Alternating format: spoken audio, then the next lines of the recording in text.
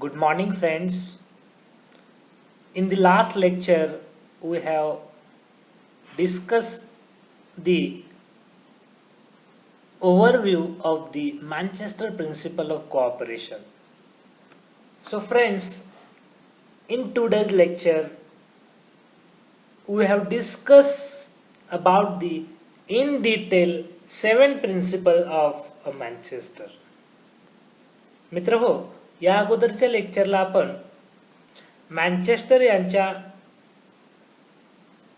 सातही प्रिन्सिपल जे 7 तत्व आहेत मँचेस्टर यांची थोडक्यात आढावा या अगोदरच्या लेक्चरला आपण घेतलेला आहे. तर आजच्या लेक्चरला आपण जी 7 तत्व आहेत त्या 7 तत्वांचा सविस्तरपणे अभ्यास करणार आहोत. तर सुरुवातीचं जे 1 नंबरचं जे तत्व आहे व्हॉलंटरी अँड ओपन मेंबरशिप, याला मराठीमध्ये खुले व ऐच्छिक सभासदत्व असं म्हणतात. मित्रांनो, या खुले व ऐच्छिक सभासदत्वाचा अर्थ असा होतो की सहकारी संस्थेचे सभासद कोणत्याही व्यक्तीला होता येते. कोणत्याही सहकारी संस्थेचे सभासद होण्याच्या मार्गात त्या व्यक्तीची जात असेल, धर्म असेल, लिंग असेल, वर्ण असेल, सांपत्तिक परिस्थिती असेल, राजकीय मते असतील, सामाजिक प्रतिष्ठा असतील, यासारख्या बाबी अडथळा आणू शकत नाहीत. त्याचप्रमाणे कोणत्याही व्यक्तीला सहकारी संस्थेतील आपल्या सभासदत्वाचा त्यागही करण्याची मुभा यामध्ये देण्यात आलेली आहे. सहकारी संस्थेतील व्यक्ती स्वतःच्या इच्छेने एकत्रित आलेले असतात. विशिष्ट सहकारी संस्थेचे सभासद होण्याकरिता कोणत्याही व्यक्तीवर सक्ती अथवा जबरदस्ती केलेली नसते. जर एखाद्या व्यक्तीला सक्तीने सभासद करून घेतले तर ती व्यक्ती संस्थेला व इतर सभासद संस्थांना यशस्वी चालावी म्हणून आवश्यक असणारे जे सहकार्य असतं ते सहकार्य नक्कीच देणार नाही. त्यामुळे ऐच्छिक सभासदत्व याचा दुसरा अर्थ असा की कोणत्याही सभासद व्यक्ती कोणत्याही सहकारी संस्थेतून कधीही आपल्या सभासदत्वाचा त्याग करू शकते. ऐच्छिक सभासदत्व ही सहकारी संस्था यशस्वी होण्यामागचं महत्वाची बाब समजली जाते. मित्रांनो, या व्हॉलंटरी अँड ओपन मेंबरशिपच्या काही मर्यादा सुद्धा सांगितल्या जातात. त्या मर्यादा कोणत्या आहेत तर मित्रांनो, ऐच्छिक व खुले सभासदत्व जे आहे याचा अर्थ असा नव्हे की सहकारी संस्थाचे सभासदत्व मुक्त आहे व कोणतेही त्यावर बंधने नाहीत. पण प्रत्यक्षात व्यवहारामध्ये खुले सभासदत्व याचा अर्थ मर्यादा घालण्यात आलेल्या आहेत. या मर्यादा मुख्यतः सहकारी संस्थेच्या विकासासाठी आवश्यक व महत्त्वाच्या वाटतात. सर्वसाधारणपणे खुले सभासदत्वावर काही ज्या मर्यादा पडतात त्या मर्यादांचा आपण थोडक्यात आढावा घेणार आहोत. पहिली मर्यादा आहे संस्था किंवा सभासदांच्या हितास बाधा आणणारी व्यक्ती. उदाहरणार्थ, खेड्यातील सहकारी पतपुरवठा संस्थेतील खेड्यातील सावकार जो असतो त्याला सभासदत्व देऊ नये, कारण त्याचा व्यवसाय संस्थेच्या व्यवसायाशी स्पर्धा करणारा असतो. सावकार आपल्या सभासदत्वाच्या जोरावर संस्थेचा नक्कीच दुरुपयोग करू शकतो. याच्यामुळेच संस्थेच्या सामूहिक हिताला बाधा निर्माण होण्याची शक्यता असते. दुसरी जी मर्यादा आहे ती म्हणजे सभासद फक्त समान प्रकारच्या व्यावसायिकांना देण्यात यावे. तिसरी मर्यादा सांगितली जाते प्रादेशिक सभासदत्व. चौथी मर्यादा सांगितली जाते प्राकृतिक मर्यादा. आणि जी पाचवी मर्यादा सांगितली जाते ते सक्तीचे सभासदत्व. मित्रांनो, या ऐच्छिक व खुल्या सभासदत्वाच्या महत्व सांगत असताना डॉक्टर बॅनर असे म्हटले आहे की या तत्वांशिवाय सहकारी संस्था आपले सहकारी वैशिष्ट्ये गमावतील आणि त्यांचा नफा मिळवणाऱ्या संस्थेमध्ये रूपांतर होईल. बर्नर असं म्हणतात, ऐच्छिक आणि खुल्या सभासदत्वाचे महत्व सांगत असताना या तत्वाशिवाय सहकारी संस्था आपले वैशिष्ट्य गमावतील आणि नफा मिळवणाऱ्या संस्थेमध्ये त्यांचे रूपांतर होईल. Without this principle, society will lose their cooperative characters and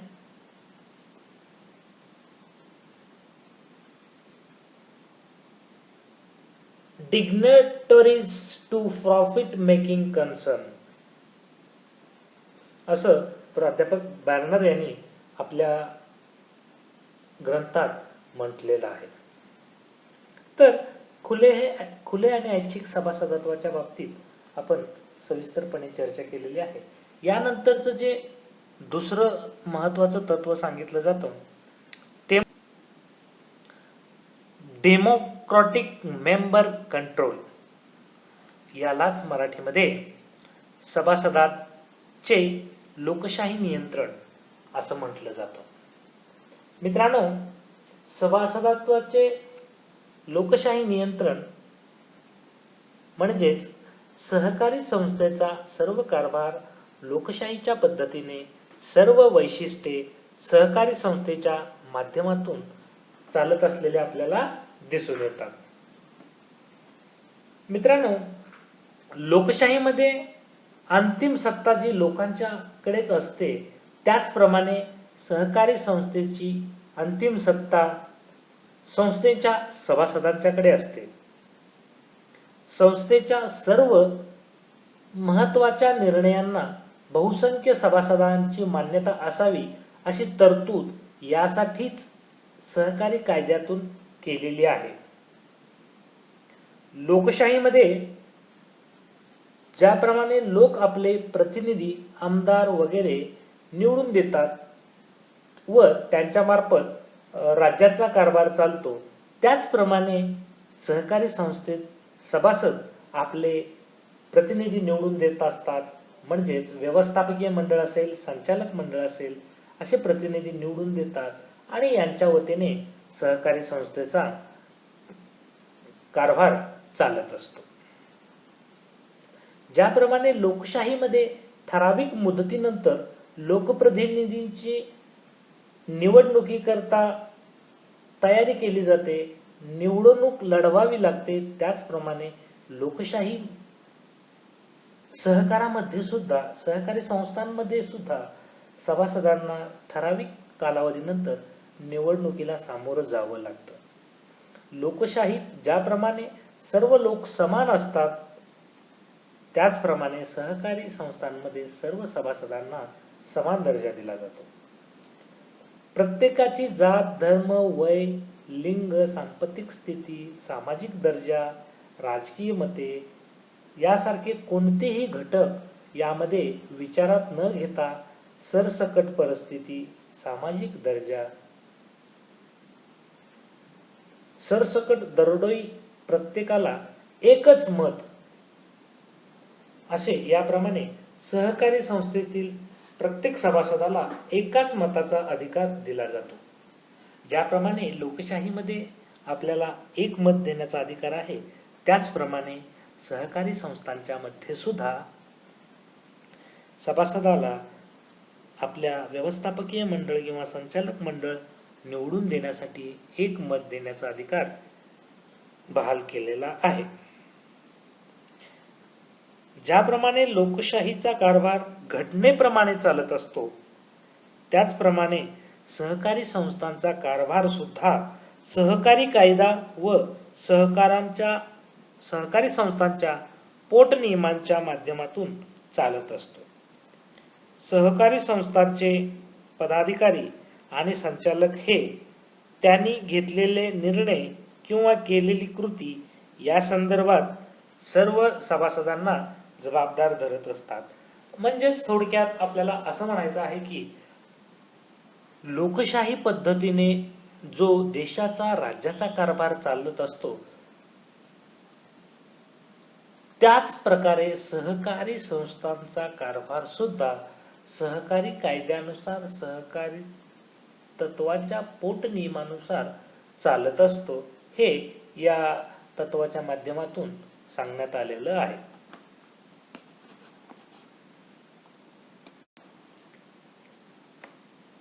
So friends, third important principle is member economic participation.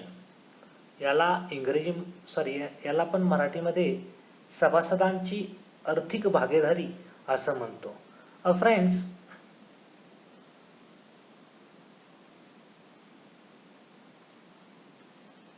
member contribute equitability to and a democratically control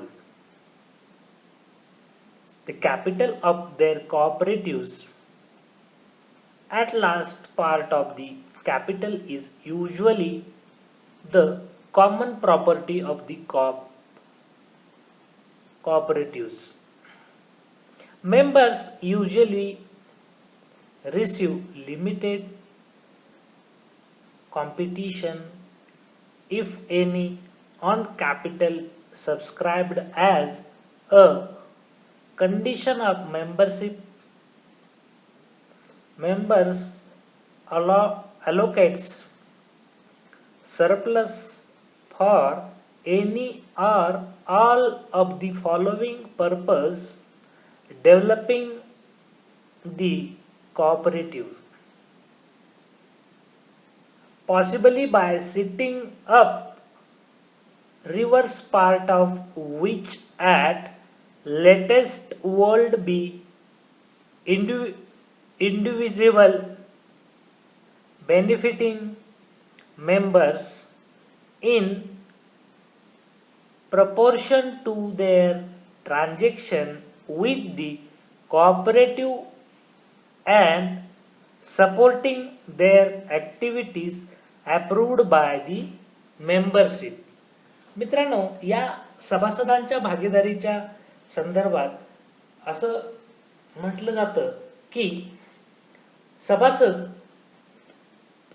न्याय समतेच्या तत्वावर संस्थेचे भांडवल उभा करण्यामध्ये सहभाग घेत असतात आणि लोकशाही पद्धतीने त्यावर सभासदांचे नियंत्रण असते. सहकारी संस्थेने भांडवल मर्यादित दराने सहकारी संस्थेला भांडवलावर मर्यादित दराने व्याज द्यावे लागते. हे सर्वत्र मान्य असलेलं तत्व मानलं जातं. सहकारी संस्थेचे भांडवल जे आहे त्या भांडवलाचा मोबदला म्हणून जास्त व्याज देणे हे योग्य ठरत नाही.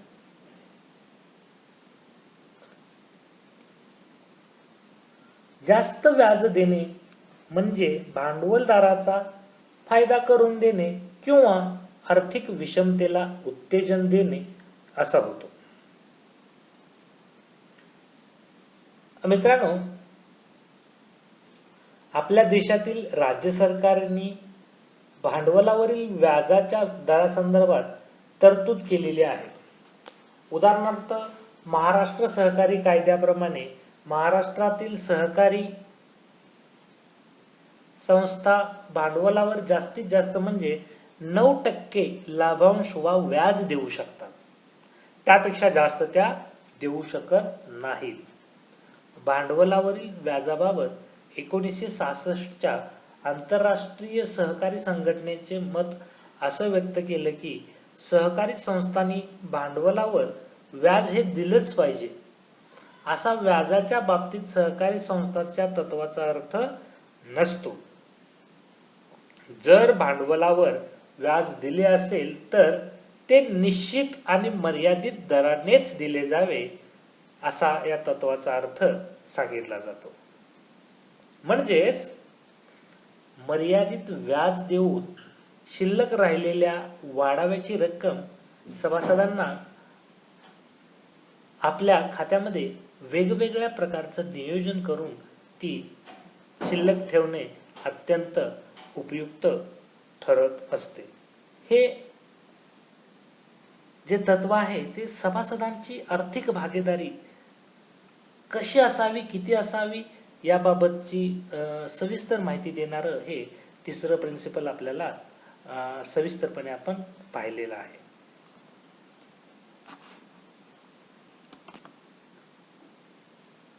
Friends, a fourth very important principle is autonomy and independence.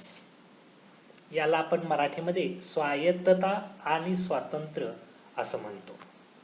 Friends, what is autonomy and what is independence? So, friends, cooperative are autonomous, self-help organizations controlled by their member. If they enter into agreements with the other organization, including governments, or raise capital from external sources, they do so on terms that ensure democratic control by their members and maintain their cooperative autonomy. मित्रांनो, या सहकारी संस्थांच्या स्वायत्तता आणि स्वातंत्र्याच्या बाबतीत सहकारी संस्था या स्वावलंबी असल्याच पाहिजेत त्याबद्दल कोणाचंही दुमत असता कामा नये. त्याचं महत्त्वाचं कारण आहे ते म्हणजे स्वावलंब आणि परस्परांना सहाय्य हे सहकाराचे सर्वात महत्त्वाचे सार आणि गाभा किंवा पाया असं म्हटलं जातं. याशिवाय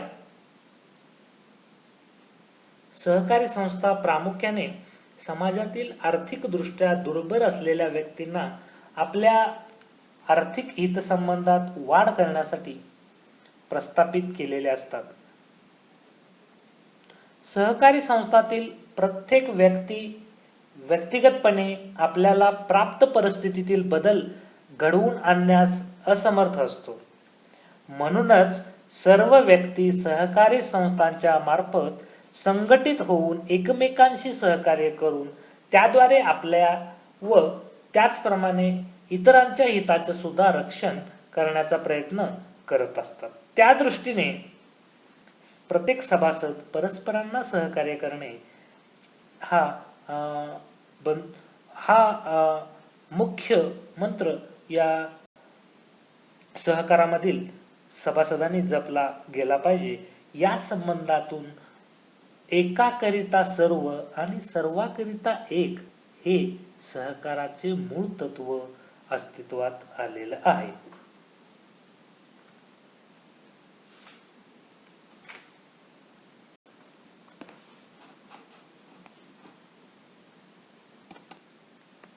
थँक्यू व्हेरी मच. मित्रांनो, अजून कोणाच्या काही शंका असतील, डाऊट असतील तर तुम्ही मला फ्रीली विचारू शकता.